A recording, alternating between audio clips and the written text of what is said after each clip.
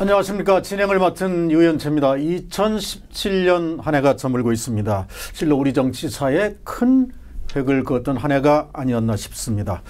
현직 대통령에 대한 탄핵이 이루어졌고 그리고 촛불혁명에 의해서 새로운 정부가 탄생했습니다.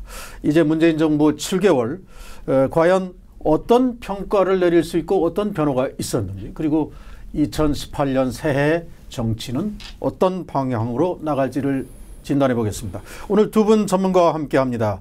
명지대학교 김영준 교수님, 그리고 문화일보 허민 정치선임기자와 함께하겠습니다.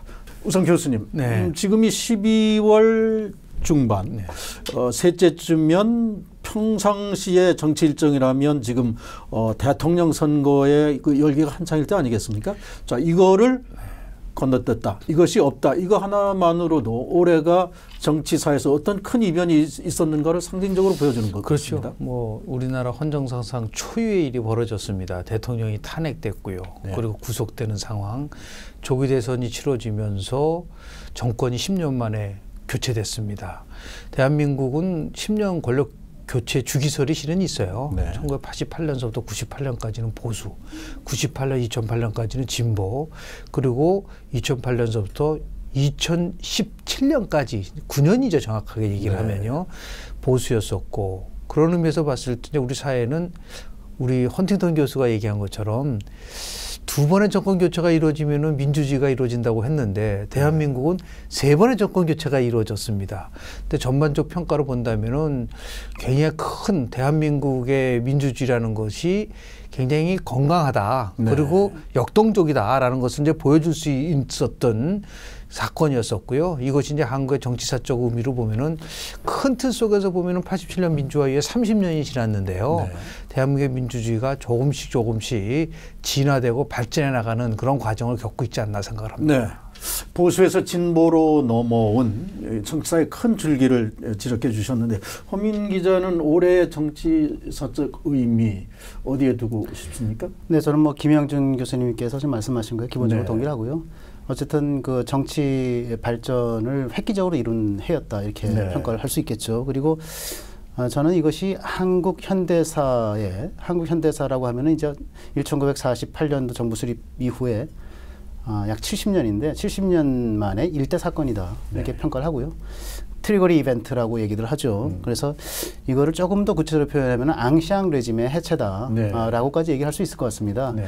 말하자면 그 혹자는 이것이 박정희 대통령으로 시작된 권위주의 체제, 그리고 이제 군부 권위주의적 체제가 사실은 이제 박근혜 대통령까지 이어져 내려온 맥락이 있었고, 그것이 이번에 촛불 혁명이라고 할까요? 광장 민주주의에 의해서 뒤집어지면서 사실은 그러한 권위주의 체제의 종집을 찍은 사건이다라고 하는 측면에서 굉장히 그 앙샹 레짐의 해체라고 하는 측면을 갖고 있다, 그렇게 평가합니다. 두 분이 해석하신 대로 이렇게 큰 정치사적 의미와 사건 속에서 탄생한 문재인 정부, 자, 이제 지금 200일을 넘기고 있고요. 그 첫 해가 마무리돼가는 이 상황인데 어떤 총론적 평가를 우선 내릴 수 있을까요? 일단은 문재인 정부, 특히 문재인 대통령의 지지도가 10주간 동안 70%대의 고공행진을 하고 있다는 데서 보듯이 상당히 놀랍습니다. 이거는 이제 제가 기억하기로는 93년도 출범했었던 YS 문민정부 초기를 연상하게 합니다. 그 당시에는 뭐 잘 아시다시피 하나회 척결, 그리고 금융실명제로 상징되는 아주 개혁적 드라이브를 걸었거든요.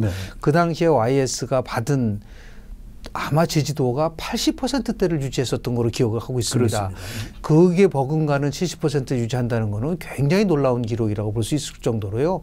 큰 틀 속에서 보면은 일단은 잘 접근하고 있다, 선전하고 있다. 많은 뭐 부분 속에서 앞으로 뭐 개선돼야 되고 변화될 부분들은 많지만 7개월까지의 평가는 뭐 한 B+ 정도로 좀 평가하고 싶습니다. 자, 허민 기자, 문재인 대통령이 스스로 얘기했듯이 이 정부는 촛불혁명, 촛불 정신으로 탄생한 정부다, 이렇게 스스로 평가하고 있는데, 그때 촛불의 외침이 이게 나라냐라는 외침이었습니다. 그러면 지금 7개월 이후를 평가한다면 과연 나라다운 나라로 가는 과정이라고 볼 수 있을까요?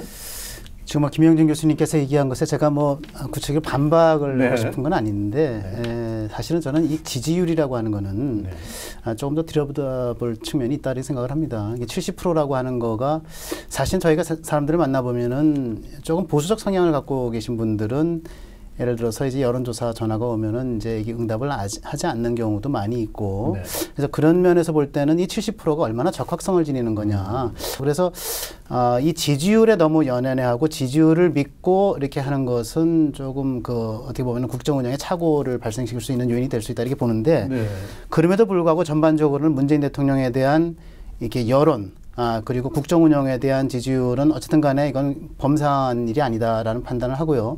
그렇게 되기 때문에 문재인 대통령이 어떻게 특별히 촛불 정권의 또 촛불의 힘에 의해서 대통령이 됐다고 하는 것이 한 강점이 될 수 있는데 한편으로는 그것이 또 약점이 될 수도 있다. 왜냐하면은 소위 그 촛불의 힘이라고 하는 것에 의지하다 보니까 문재인 대통령의 자율성이라고 하는 것이 상대적으로 줄어들 여지가 있다. 저는 오히려 그런 생각도 좀 해보는 편입니다. 자, 지지율 70%를 어떻게 해석하느냐. 이건 상당히 중요한 지표일 텐데 그게 일방적으로 대통령과 이 정부에 보내는 지지인지 아니면 어떤 나라를 바꿔줬으면 하는 국민적 기대 또는 호응이 상당히 반영된 것인지 이거를 현 정권도 정부도 잘 해석해야 될 소지가 있어 보여요. 제가 여론조사를 굉장히 오랫동안 해보고 실질적으로 조사에 대한 함의를 찾도록 노력하는 과정을 많이 갔는데요. 여론조사의 수치는 현재 스냅사진에 불과합니다. 변화될 수 있다는 것을 인정을 하면서도요. 여론조사에서 가장 중요하게 봐야 될 부분은 경향성이에요. 패턴이라고 보는 거죠. 그래서 제가 10주간이라고 얘기한 부분에서 그래서 주목을 해야 된다. 그러니까 제가 이 정부가 출범을 할 때 많은 보수 세력들이 두 가지를 얘기를 했었어요. 여론조사를 믿을 수 없다. 그리고 현재 여론조사는 아마 급격하게 떨어질 거다고 얘기를 했을 때 제가 반론을 얘기했던 부분은 뭐였었냐면 그렇지 않다. 문재인 정부가 급격하게 지지도가 떨어지지 않을 것이다라는 그 얘기를 하면서 몇 가지 이유를 댔습니다. 가장 큰 이유는 대통령 지지도를 평가를 할 때 국민들은요. 이 대통령이 잘하는 것도 있지만 항상 바로 직전에 있는 대통령과 비교하는 습성들이 있습니다. 그러니까 박근혜 전 대통령이 갖고 있는 굉장히 폐쇄적인 리더십 그리고 아주 초권위적인 리더십에 비해서 문재인 대통령이 보여준 게 탈권위주의적인 소통 행보를 많이 했어요. 그러다 보니까 좀 바뀌는구나라는 인식을 갖게 되는 부분들이 있는 것이고요. 제가 볼 때는 이 부분이 굉장히 중요하다고 생각이 듭니다. 두 번째는 뭐냐면 결국은 대안을 찾아가지고 지지를 해야 되는데 운이 좋아요. 큰 틀에서 보면은 현재 보수 세력이 너무 지나치게 무기력하다. 그러니까 다시 얘기해서 정권이 뺏겠다고 한다면 끝까지 참여하는 모습을 보이면서 그런 변화를 해야 되는데 과거에 2007년도에 진보 세력들이 당시에도 이명박 후보한테 531만 표 차로 아주 완패를 했을 때요. 그때 안희정 지사는 뭐라고 했냐면 친노는 패족이다 라고 해서 깨끗하게 결국은 자신의 패인을 인정하고 뒤로 물러섰는데 이 친박이라는 사람들은 보면은 아직까지도 그러한 성찰이나 책임감이 없다. 그러니까 다시 얘기해서 친박이 여전히 패적 선언을 하지 않으면서 권력을 계속 유지하려고 하는 것에 대한 부분들. 그러다 보니까 보수는 분열돼 있고 지류멸멸하고 새로움이 없다고 하니까 판사 이익 쪽으로. 지난 대통령 선거 때 문재인 후보가 얻었던 게 41.1%인데 70%의 지지를 받는다는 거는 결국 30% 정도가 오히려 더 많이 찍었다는 거죠. 그럼 이것이 어디서 왔느냐. 중간 계층이 온 것도 있지만은 보수 세력들의 일부도 야 이거는 대통령한테 지금 어느 정도는 힘을 실어주겠다는 그런 부분이 있는 거거든요. 이런 것들이 총체적으로 같이 묶여서 나오는 현상이기 때문에 저는 70%대 한 부분들을 평가를 하면서도 한편으로는 대한민국 보수가 이거 지금 아직까지 정신을 못 차리고 있다. 그러니까 대안을 주지 못하면서 끊임없이 그 안에서 친박이다, 비박이다, 친홍이다, 비용이다 이런 식으로 투쟁만 하다 보니까 국민들은 결국은 대한 정권으로서 어느 쪽에다 표를 던져야 되느냐를 넘어서서 현재까지는 이 정부에 대한 새 정부에 대한 기대감이 여전히 흘러가고 흐름 속에서 나타나고 있다라고 좀 지적을 하고 싶습니다. 자, 70%의 높은 지지율. 지금 교수님께서 지적한 대로 상당한 기저 효과 또는 기대 효과도 반영되어 있다. 이런 해석을 내려주셨는데 제가 조금만 더 말씀을 드릴까요? 저는 김영준 교수님께서 지금 말씀하신 거에 뭐 구체적으로 이론을 제기할 생각은 없는데요. 네. 더군다나 제가 무슨 보수의 대변자는 아니니까. 그런데 이 사실은 보수의 이 숨어있는 보수의 생각들을 간과하는 것은 굉장히 위험스러웁니다. 네, 저는 그렇게 생각이 들고요. 한국의 보수가 간단치 않습니다. 네. 사실 아까 김 교수님께서 말씀하신 그런 이유들 때문에 보수가 반성하지 못하는 보수, 또 미래를 제시하지 못하는 보수, 지도력이 없는 보수, 그다음에 뭐 철학이 없는 보수, 이념적 토대가 약한 보수, 이런 것들이 한국의 보수를 약화시켰고, 또 박근혜 전 대통령의 그 폐쇄적인 리더십이 또 보수의 이 지지를 또 감소시킨 측면이 분명히 있죠. 네. 그런 것들이 있어서 지금 보수가 사실은 숨어 있다고 저는 봐야 된다고 보고요. 네. 신고리 원전 공론화 표결 결과가 이제 말해줬던 측면이 하나 있습니다. 건설 중단 의견이 40.5%였어요. 이게 문재인 대통령이 지난 대선 때 5월 9일 받은 41%랑 정확히 일치하는, 거의 정확히 일치하는 데이터라고 보고요. 지난 18대 대선 때 한번 생각을 해보세요. 교수님 잘 아시겠지만은 그 당시에 문재인 후보가 48% 얻었고요. 그죠? 박근혜 후보가 그때 51%를 얻었습니다. 네. 그런데 이번 그 4년 반 뒤에 지난 5월 9일 날 19대 대선 때요. 문재인 후보가 41%를 얻었죠. 그죠? 그리고 소위 이제 진보 쪽 영역에 있는 심상정 정의당 후보가 또 6% 해서 더하면 47%입니다. 이게 네. 18대 대선에 문재인 후보가 얻었던 48%랑 거의 근접하고요. 홍준표 한국당 후보가 24%예요. 그다음에 안철수 후보가 21%, 국민의당이죠. 그다음에 유승민 바른정당 후보가 7%. 물론 안철수 후보를 진보로 봐야 되느냐, 뭐 보수로 봐야 되느냐 논란이 여전히 있지만 네. 폭넓게 중도로 봐서 중도 보수가 합하면 52%입니다. 저는 4년 반 전에 18대 대선이나 4년 반 뒤에 지난 5월 9일 대선이나 보수와 진보가 거기서 놀고 있다. 네. 전 놀고 있다는 표현이 조금 쌍스럽지만은 보수와 진보가 바로 그러한 그 테두리 안에서 움직이고 있다라고 생각을 들고, 다만 보수의 그런 반성하지 못하는 측면들이 네. 지금 보수의 이 공개적인 지지를 좀 억압하고 있는 기제로 작용하고 있는 거다. 저는 그런 측면에서 봐야 된다 생각합니다. 네. 숨어있는 보수의 측면을 간과할 수 없다. 이런 해석인 것 같습니다. 자, 지금 보수 또는 진보 혹은 여와 야를 가르는 어떤 분기점, 거기에 지금 이 정부가 핵심 키워드로 삼고 있는 적폐청산 작업이 있는 것 같습니다. 지금 야권에서는 이걸 정치 보복으로 생각하고 있고, 올해 교수회의에서 만든 사자성어가 파사 현정이더군요. 네. 그러니까 사악함과 그릇된 것을 깨고 올바른 것으로 나가자, 이런 뜻일 텐데, 일맥 적폐청산과도 뭐 통하는 것 같이 보이기도 합니다. 어떤 평가를 내릴 수 있습니까? 적폐청산. 2001년서부터 교수신문이 사자성어를 이제 연말에 내놓는데요. 긍정적으로 내놓은 거가 이례적이에요. 네. 과거에 비교했을 때. 네, 그렇죠. 근데 그 파사 현정이라는 게 이제 그릇된 것을 정말 파괴를 해서 새로운 것이 드러난다고 하는데, 저는 이렇게 평가를 합니다. 파산은 있었는데 현적은 아직 없다. 네. 저는 그렇게 봅니다. 그러니까 그 깨는데 제가 이런 정치 적폐란 얘기를 이제 좀 드리려고 하는데요. 적폐라는 게 크게 우리가 오랫동안 쌓여온 폐단위를 적폐라고 얘기를 하거든요. 네. 오랫동안. 그러다 보니까 전 정부만 아니라 전 정부도 있고 아주 오래전에 쌓였던 거로 될 수가 있어요. 그런데 지금 이 정부가 얘기하는 그 적폐청산의 부분이 엄밀하게 따지면은 자신들이 갖고 있는 정치 적폐에 대해서는 전혀 바뀔 생각을 안 하고 있다. 네. 그러니까 특히 이 정부가 들어와서 바뀌지 않은 게 3가지가 있어요. 그러니까 이게 나라냐? 그래서 나라를 바꾸겠다고 얘기를 했지만 여전히 행정이 모든 것을 지배하는 행정 독주적 현상은 지속되고 있다. 가장 네. 대표적인 것은 지금 내각이 보이질 않는다. 모든 것이 청와대가 중심이 돼가지고 청와대 비서에서 모든 것이 이루어지고 있는 부분들은 전혀 바뀌지 않았다. 네. 두 번째는 집권 여당이 청와대 여의도 출장소로 전락하고 있었던 것이 과거의 잘못된 부분들이라고 수없이 지적을 했는데 네. 여전히 지금 그런 현상들이 나타나고 있다. 그러니까 집권 여당은 한마디로 해서 아주 무기력의 그 자체. 그러니까 청와대와 대통령의 국정 운영 어젠다를 그냥 지지하는 순으로 전락하고 있다는 부분들이 있는 거 아니겠습니까? 네.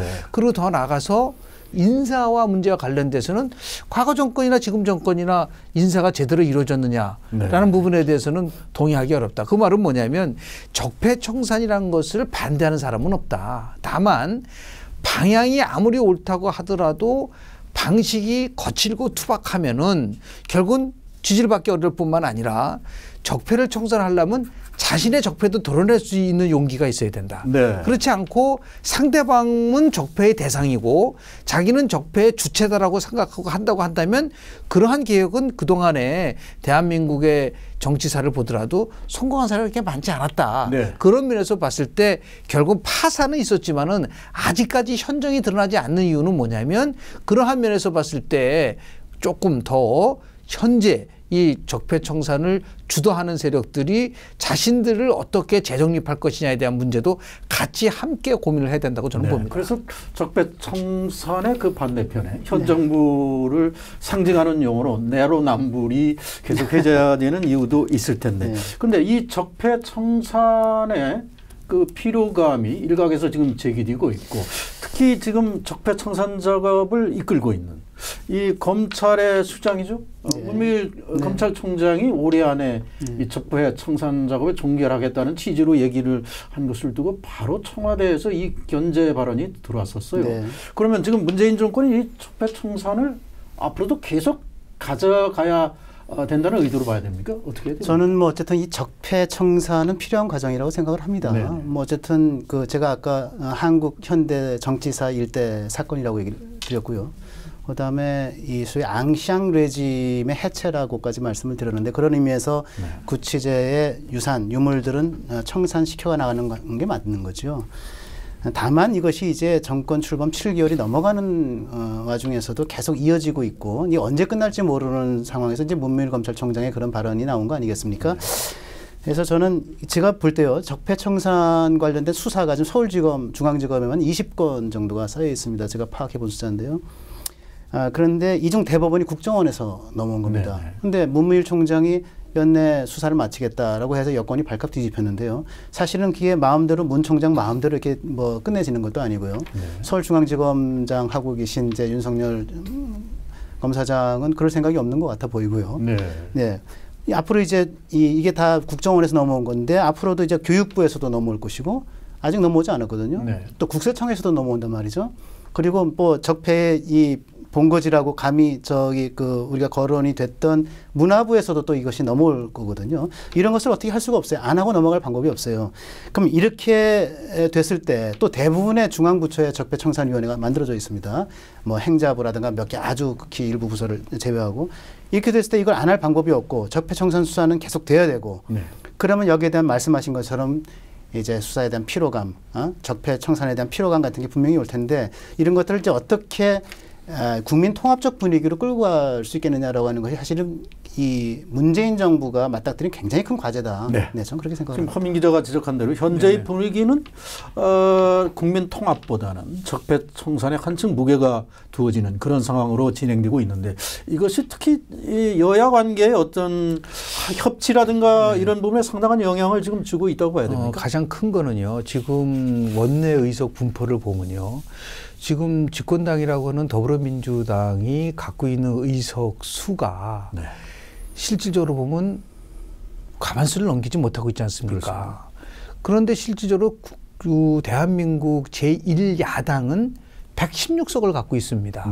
그런데 문제는 뭐냐면 결국은 집권당하고 제1야당이 대화와 타협을 하고 실질적으로 엄밀하게 따지면 협치를 가져야지만이 나름대로 국회가 정상화될 수가 있는데 제1야당을 적폐청산의 대상이다라고 해서 아예 그런 식으로 몰고 가버리면은 제1야당을 배제한 상태에서 다른 정당과 모든 것을 끌고 가겠다?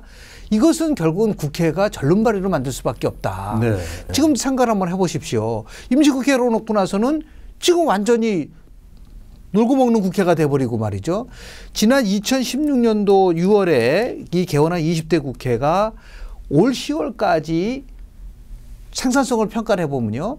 원안 또는 수정안 가지고 법안이 통과된 비율이 3.8%밖에 안 됩니다. 그런데 최악의 국회라고 하는 19대 국회에서 7.2%였거든요. 그러니까 19대 국회보다 못한 20대 국회를 보여주고 있는데 그게 가장 중요한 요인은 뭐냐면 이게 극단과 배제 정치. 그러니까 결국은 당신들과는 대하지 못하겠다. 새 김성태 신임 원내대표가 우원식 대표를 만나서 우리를 패싱하면 가만두지 않겠다고 한다고 하니까 뭐라 그랬어요. 당신들이랑은 얘기를 할 수가 없다는 얘기를 하고 있는데 이것은 굉장히 교만한 것이다. 그러니까 제1야당을 무조건 배제한 상태에서 문제를 풀어가는 것은 오히려 국정을 꼬이게 할 뿐만 아니라 네. 굉장히 중요한 골든타임을 놓치게 되는 것이고 이것은 결국은 아무리 지지율이 높아한다 하더라도 국회가 저런 식으로 해서 파행으로 간다고 한다는 것은 그 피해는 결국 누가 보느냐.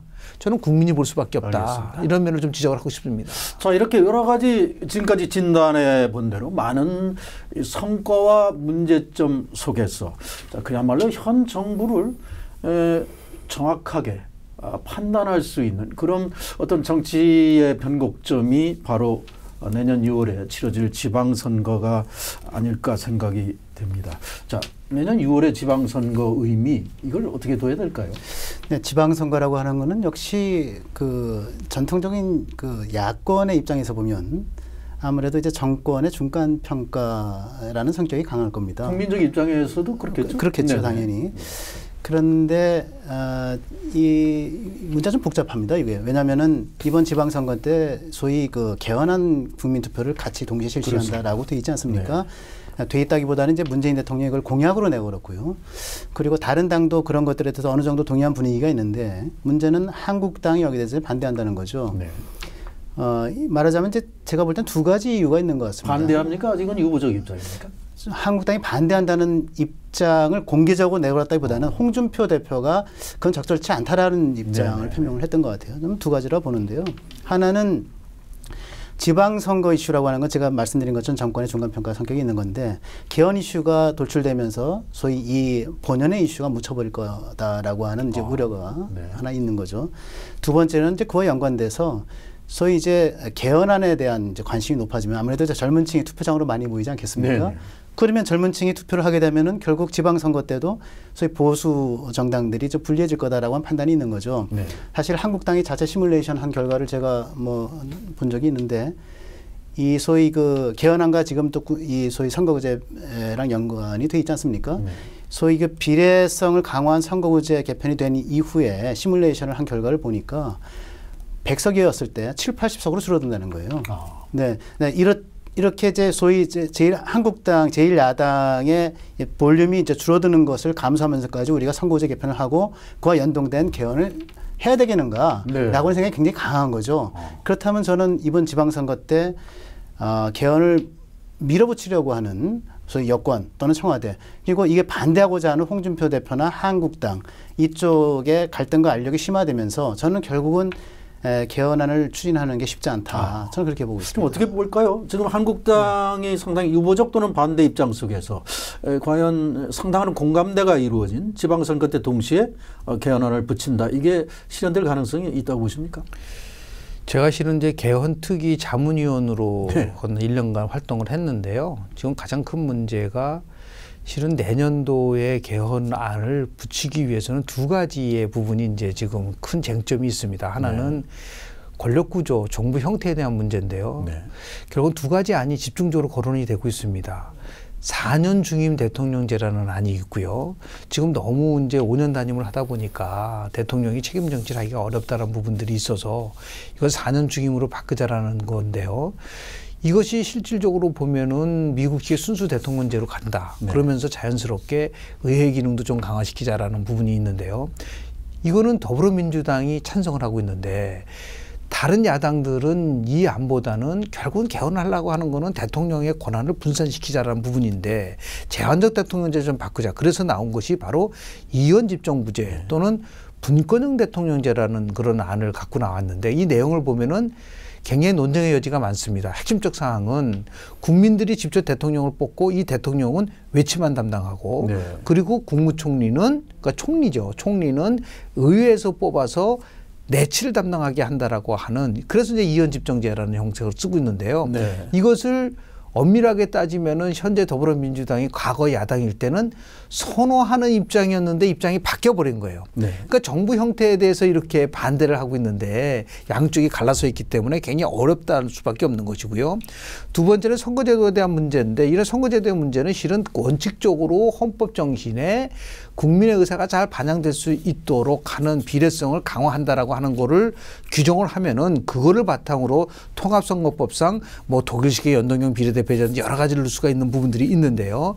이것은 이제 어떠한 이제 그 함의를 갖고 있냐면 현재의 양당 기득권 패권 체제를 없애서 다당제를 만들 수 있는 선거제도를 도입하자고 하는데 이 부분에 대해서는 자유한국당이 절대로 동의할 수가 없다. 그러니까 결국 뭐냐면 조금 전에 시뮬레이션 얘기를 하고 있지만은 연동형 비례대표제의 핵심은 뭐냐면 지역구 득표랑은 전혀 상관없이 정당에서 얻은 득표를 가지고 우선 의석을 배분하기 때문에 현재와 같이 정당의 지지도가 낮은 자유한국당 입장에서 봤을 때는 아무리 자기가 열심히 한다 하더라도 100석을 넘기기가 어렵다. 그렇기 때문에 현재와 같은 소선구제를 그대로 유지를 하면서 가는 지역구를 강화시켜주는 이런 쪽을 선호하기 때문에 선거구제의 결국은 합의를 보기가 어렵다. 그러니까 결국 이 두 가지 문제인 거죠. 기본권과 지방 분권에 관련된 거는 대부분 합의를 좀 이루어지고 있어요. 그렇습니다. 그러니까 결국 정부 형태 문제, 선거구제 이런 두 난제를 해결하지 못하면 지금 걱정스러운 거는 뭐냐면 그렇다고 한다면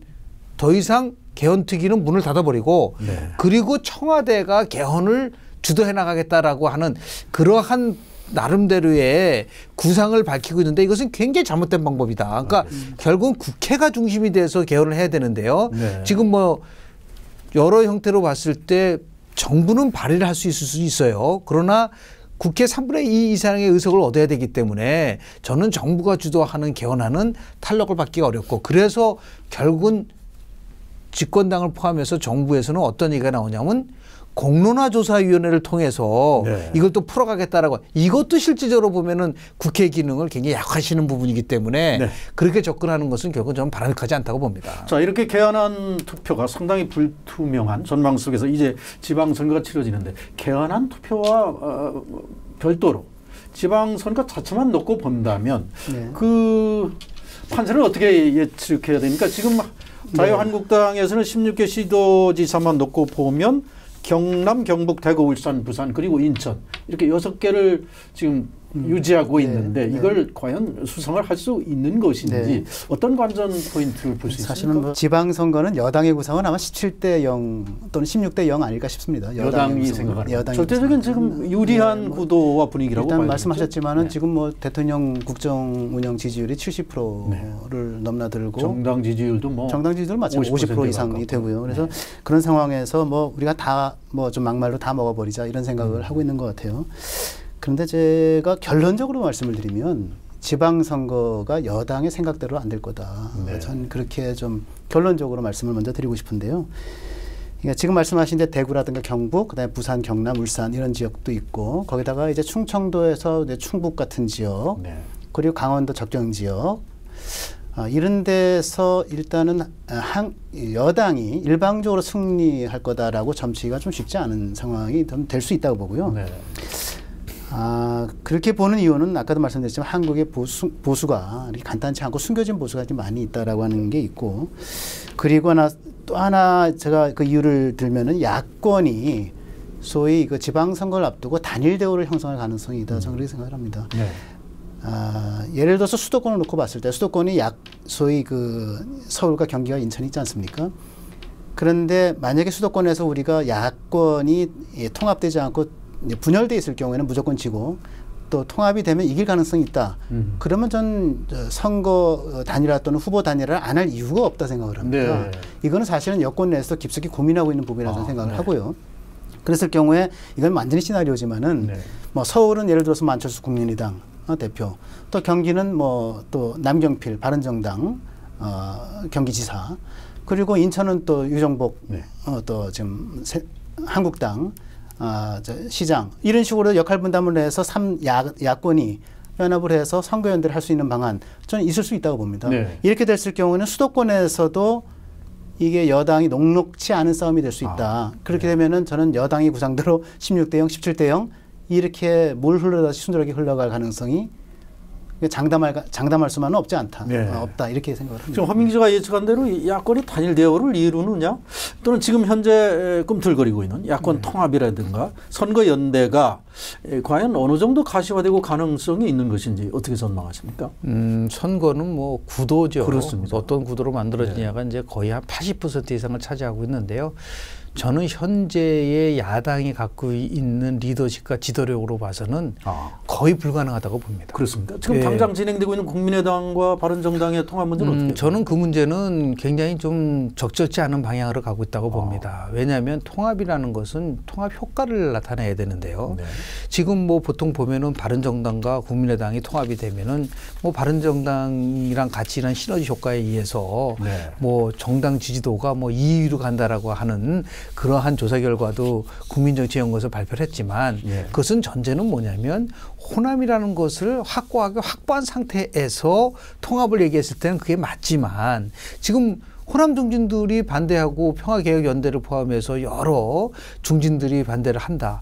큰 틀 속에서 보면은 이것은 덧셈의 통합이 아니라 뺄셈의 통합으로 가고 있는 부분들이 많다는 거고요. 네. 더 나아가서 지금 아마도요. 지금 바른정당은 11명의 의석을 갖고 있지만은 만약에 국민의정당과 통합을 한다고 하면 저는 반 정도는 빠져나갈 가능성도 있다고 봅니다. 네. 다시 얘기해서 자유한국당을 가려고 하는 분들이 서로 명분을 주는 것이죠. 이렇게 됐을 경우에 과연 그 통합을 했을 때 통합적인 효과를 가져올 수 있느냐라는 문제에 대해서는 저는 빅퀘스천이다라고 좀 보고요. 네. 이거를 해결하기 위해서는 결국은 안철수 대표가 여튼 간에 호남에서의 지지력을 확보할 수 있는 리더십을 보여줘야 되는데 결국은 처음부터 방향성을 좀 잘못 간 거예요. 왜냐하면 통합에다가 외연 확대로만 가는 부분이 잘못된 것이고 호남의 기득권 세력을 청산해서 새 정치를 하겠다는 모습을 보여주고 갔었어야 되는데 그런 모습들이 거의 없기 때문에 저는 이것은 제가 보더라도 통합은 이루어질 수는 모르겠어요. 선언은 되고 통합은 될지 모르지만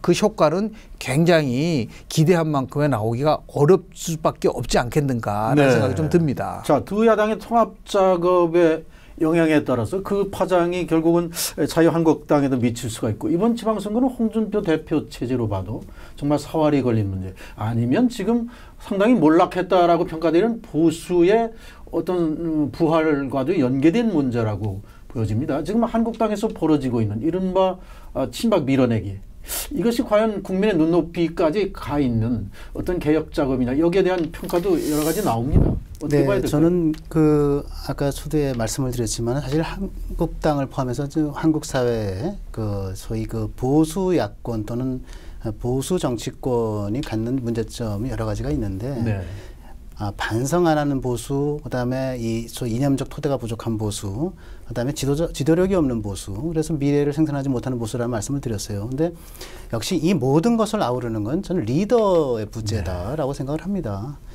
사실은 뭐 홍준표 대표께서 참 애를 쓰고 계시고 여러 가지 일을 하고 계신데 그런데 또 적지 않은 사람들은 보수의 얼굴이 왜 바뀌지 않는가, 왜 새롭고 강한 그래서 연부역 강한 보수의 지도력이 생겨나지 않는가에 대한 그런 생각을 많이 하고 있는 것 같아요. 그래서 이러저런 통합 논의도 있고 또 합당 논의도 있고 그다음에 선거 연대 논의도 있고 심지어는 지방선거를 앞두고 슈슈케식 방식의 단체장 후보를 뽑는 선발 방식에 대한 논의도 있고 그런 것 같습니다. 저는 조금 아까 말씀드린 소위 야권의 통합 논의와 관련해서 교수님께서 말씀하신 것에 대체적으로 동의를 하지만 한편으로는 저는 이 안철수 국민의당 대표가 갖고 있는 생각이 굉장히 중요하다고 봤을 때 왜냐하면은 소위 국민의당의 위치라고 하는 게 극중주의라 그래서 지금 민주당과도 접해 있고 그다음에 또 소위 오른쪽으로는 한국당과도 이렇게 또는 바른정당과도 접해 있는 보수와 진보의 중간지대 아니겠습니까? 그래서 굉장히 중요한데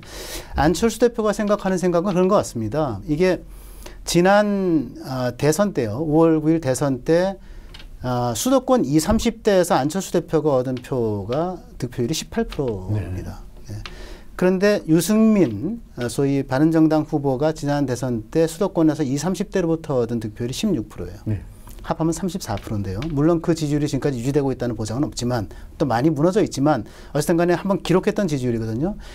그러면 이 두 당이 소위 중도와 보수를 갖고 있는 두 당이 대표가 합쳐졌을 때 이것이 34%, 즉 수도권 젊은이들의 3분의 1의 표를 얻을 수 있다라고 하는 기록에 근거한 소위 위시블 띵킹을 기대 섞인 전망을 하고 있다고 보는 건데요.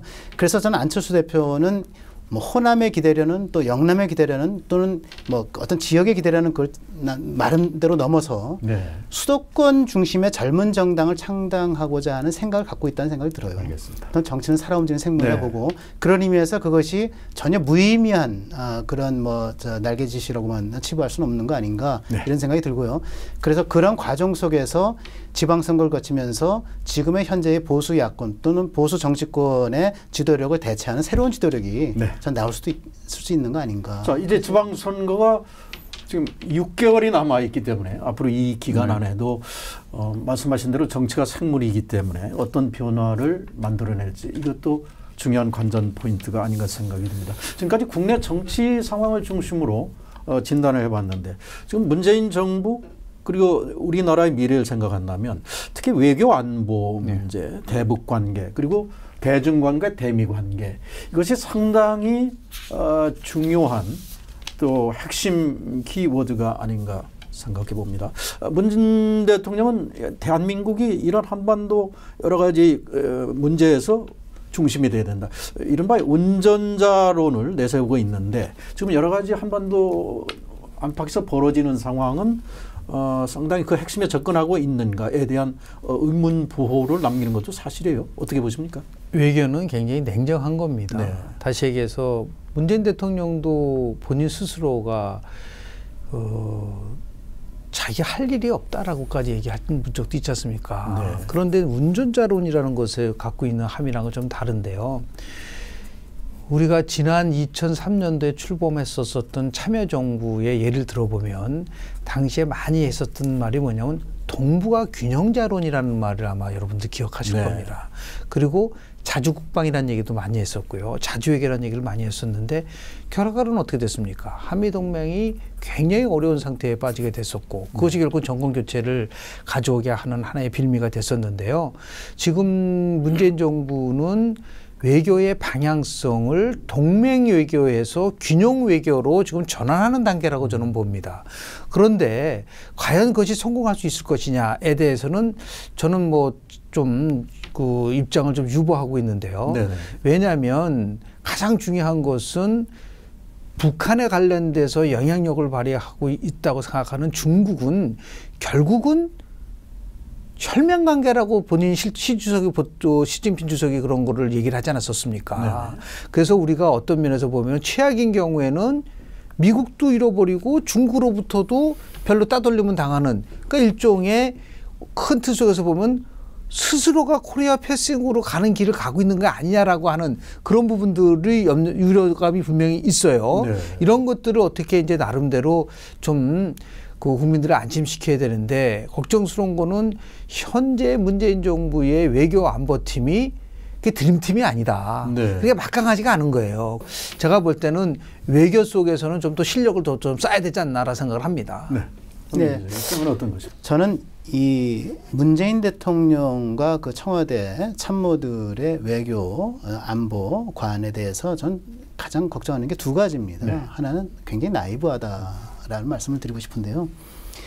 여야 영서회담에 참여했던 어떤 야권의 이제 대표 한 분께 직접 들은 얘기인데 왜 트럼프 대통령과 만났을 때 한 얘기와 만나고 난 뒤에 한 얘기가 다르냐. 발표가 다르고 보도가 다르냐 하니까 문 대통령이 뭐라고 얘기하셨냐면은 이건 제가 사실은 트럼프 대통령한테 덕담을 한 건데 그걸 진짜로 받아들인 것 같습니다. 이렇게 얘기했다는 거예요. 사실은 외교는 그렇게 하면 안 되죠. 국내 정치에서는 덕담도 할 수 있고 할 수도 있는데 이게 단독 정상회담이 됐건 확대 정상회담이 됐건 거기서 그 엄중한 국면에서 덕담으로 이 논리를 다 끌고 갈 수는 없는 거거든요. 그 덕담이 더군다나 오해를 사게 하는 덕담이란 문제가 있는 거죠. 그래서 나중에 수정하고 말 바꾸고 이렇게 해야 되는 거 아니겠습니까? 그런 문제가 나이브하다는 문제가 하나 있고요. 두 번째는 참모들이 갖고 있는 성향과 아이덴티티는 저는 조금 제가 걱정하는 문제가 아닐 수 없다는 생각을 합니다. 이거는 미 국무부에 계신 분들이 한국의 뭐 정치인들이나 아니면 언론인들이나 아니면은 이제 뭐 정부 관계자 심지어는 이런 분들이 갔을 때도 많이 하는 얘기인데 어쨌든 그런 거에 대해서는 이 뭐 이른바 이 참모들이 좀 너무 이게 평양과 북한을 중심으로 생각하는 거 아니냐라는 말들이 있고 그런 우려들이 있는 거거든요. 네. 그러한 것들에 의해서 사로잡힌 거라면은 외교안보가 참 걱정스러울 수도 있겠다는 생각이 듭니다. 저는 이 외교안보가 대한민국 외교안보가 대한민국 외교사에서 지금 가장 큰 위기를 어떻게 보면은 노무현 정부 때 또는 박정희 정부의 말기 때만큼이나 위험스러운 상황일 수도 있겠다. 그런 걱정을 하고 있습니다. 외교안보 문제 정말 문재인 정권뿐만 아니라 한반도의 운명을 좌우할 수 있는 그런 중요한 문제이기 때문에 여러 가지 비판적인 시각도 많이 나오는 것 같습니다. 자, 이 시간을 마무리하면서 그렇다면 새해 문재인 정부의 과제 어떤 것에 더 많은 중점을 둬야 되는지를 마무리 말씀을 드리겠습니다. 우리 한때는 뭐 나토라는 얘기가 많이 나왔었어요.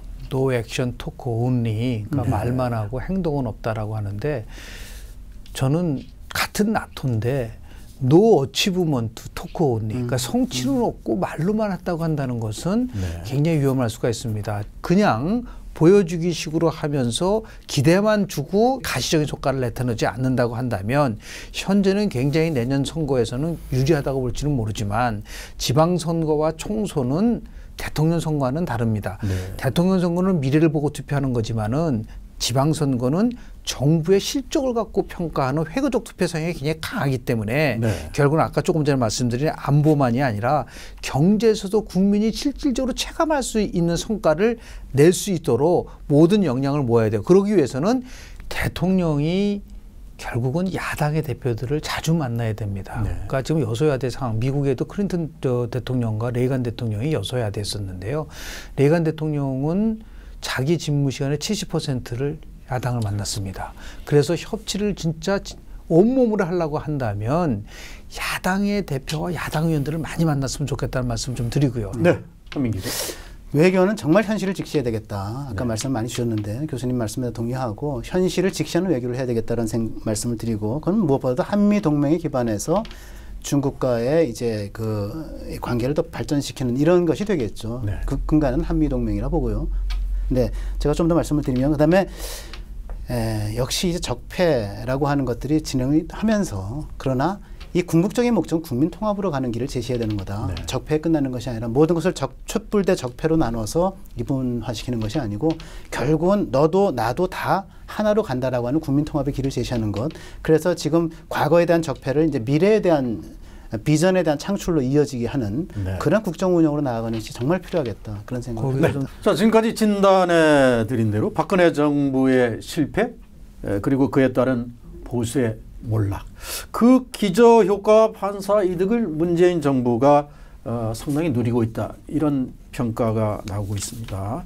이제 새해를 맞게 되면서 촛불 정부의 진정한 모습과 가치 그리고 문재인 대통령의 담대한 리더십을 더 많이 보여줬으면 하는 것이 새해 국민들이 가지고 있는 염원이 아닌가 싶습니다.